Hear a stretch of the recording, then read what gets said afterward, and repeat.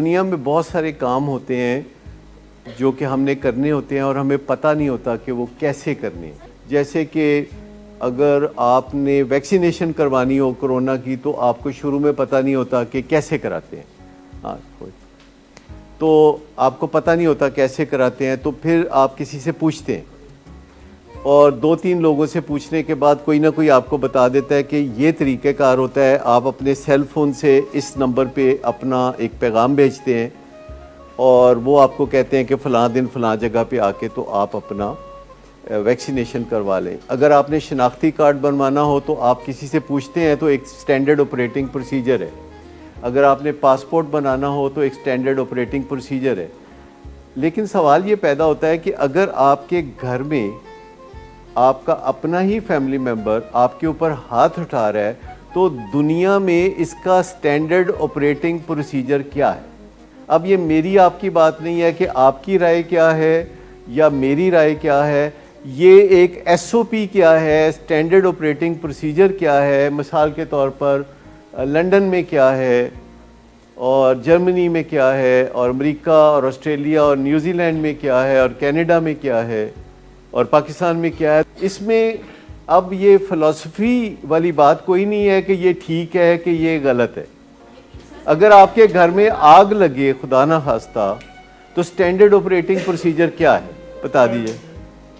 جی بتائیے. Standard fire brigade کو آپ نے بلا لینا ہے اگر ایسا ہوا تو.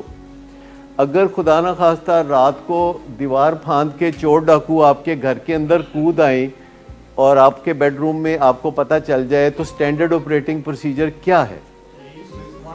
پولیس کو بلائیں گے, ہمسایوں کو کال کریں گے, سب کچھ ایک سٹینڈرڈ آپریٹنگ پروسیجر ہے نا. تو اس پہ بحث کا کوئی فائدہ نہیں ہے کہ میں یہ کہوں کہ آگ لگے تو بالٹیاں پانی کی پھینکنی چاہیے. اگر میں یہ کہوں کہ آگ لگے تو پھونکیں مارنی چاہیے تو پھونکوں سے تو یہ چراغ بجھایا نہیں جائے گا. ہم صرف یہ نہیں کہہ رہے کہ بس پولیس کو بلائیں اور آپ کا مسئلہ حل, یہ ہم نہیں کہہ رہے ہیں. ہم یہ کہہ رہے ہیں کہ سٹینڈرڈ آپریٹنگ پروسیجر یہ ہے کہ اگر آپ کے گھر میں نشے کا مریض ہے اور وہ گڑبڑ کر رہا ہے, ہاتھ اٹھا رہا ہے, گالی گلوچ کر رہا ہے تو آپ اسے پہلے خود سے منع کر دیں کہ بھئی پلیز ایسے نہ کرو. اور اگر وہ نہیں باز آتا تو کبھی بھی یہ نہ کہیں کہ اگر تم باز نہیں آؤ گے تو میں پولیس کو رپورٹ دے دوں گی. یہ ایک بڑا اہم نقطہ ہے جو آپ سب کو سمجھنا ہے کہ کوئی بھی بندہ آپ کو زندگی میں تھریٹ کرے یا پریشان کرے یا مار پٹائی کرے تو آپ نے اس کو کبھی بھی یہ دھمکی نہیں دینی کہ تم باز آ جاؤ نہیں تو ہم پولیس کو بلا لیں گے. یہ کبھی بھی نہیں کرنا. آپ نے کیا کرنا ہے؟ آپ نے بلا لینا ہے. کیونکہ اگر آپ کہیں گے کہ ہم بلا لیں گے تو وہ اس نے 2 مکے اور آپ کو ٹھوک دینے ہیں کیونکہ اس کا تو دماغ کام نہیں کر رہا. تو پھر جو پولیس کا کام ہے وہ پولیس ہی آ کے کرے گی. لیکن جب پولیس آ کے یہ کام کر لے, اپنا سمجھا کے چلے جائے تو کیا آپ کا مسئلہ حل ہو گیا؟ چلے مسئلہ حل نہیں ہوا. اب آپ کو پتہ کرنا چاہیے کہ کوئی اگر نشے کی بیماری میں مبتلا ہو تو اس کا علاج کیسے ہوتا ہے اور علاج کہاں سے ہوتا ہے, تو یہ پتہ کرنا ضروری ہے.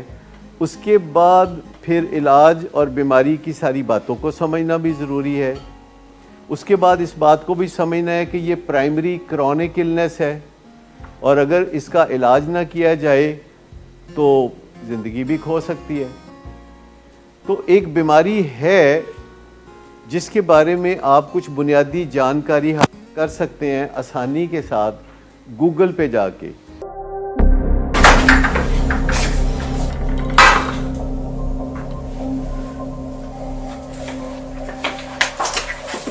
آج پھر بھی کرایا نہیں تو ان بچوں کا ہی خیال کر لو. بند کرو تم اپنی بکواس. لیکن تم اپنی گھٹیار کو تو سے باز مت آنا. تم ہو ہی گھٹیا انسان. تم ہوتی کون ہو مجھے روکنے والی؟ تمہارے باپ کے مال کی پیتا ہوں کیا؟